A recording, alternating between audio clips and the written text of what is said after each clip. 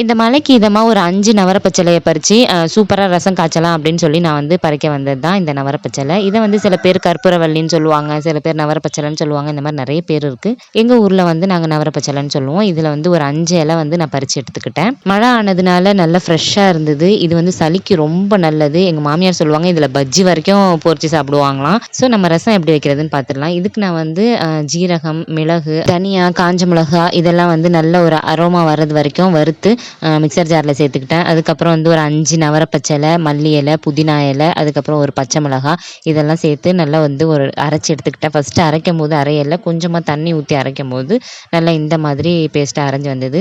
இப்போ ஒரு கடாயில் வந்து எண்ணெய் விட்டு கடுகு, கருவேப்பிலை, காஞ்ச மிளகா, அதுக்கப்புறம் இஞ்சி பூண்டு எல்லாத்தையும் தாளித்து அதுக்கப்புறம் நம்ம அரைச்சி வச்சுருந்த இந்த பேஸ்ட்டை இதில் ஆட் பண்ணிக்கிட்டேன். இதோடைய பச்சை ஸ்மெல் போகிற வரைக்கும் நல்லா வதக்கி விட்டுட்டு புளியும் தக்காளியும் வந்து கரைச்சி வச்சுருந்தேன், அதையும் சேர்த்துக்கிட்டேன். தேவையான அளவுக்கு உப்பு, பெருங்காயம் எல்லாமே சேர்த்து நல்லா மிக்ஸ் பண்ணிவிட்டு ஒரு 2லேருந்து 3 நிமிஷம் வரைக்கும் நல்லா கொதிக்க விட்டுட்டேன். இந்த மாதிரி நல்லா கொதிச்சு வந்ததுக்கப்புறம் பொடி பொடியாக நறுக்கின மல்லி இலை மேலே தூவி ஸ்டவ் ஆஃப் பண்ணி இறக்கிட்டேன். கொஞ்சமாக வந்து மஞ்சள் தூள் சேர்க்கணும்னு நான் சொல்ல மறந்துட்டேன். இந்த ரசம் வந்து ரொம்ப நல்லது சளிக்கு, இருமலுக்கு, இந்த தொண்டை ஒரு மாதிரி கரகரப்பாக இருக்கிறதுக்கு இதுக்கெல்லாம் வந்து சூப்பராக இருக்கும். நம்ம நவரப்பச்சிலையை கசாயமாக போட்டு குடிக்கிறத விட நமக்கு பிடிச்ச மாதிரி இந்த மாதிரிலாம் செஞ்சு சாப்பிடலாம். வீடியோ பிடிச்சிருந்தா சப்ஸ்கிரைப் பண்ணுங்கள்.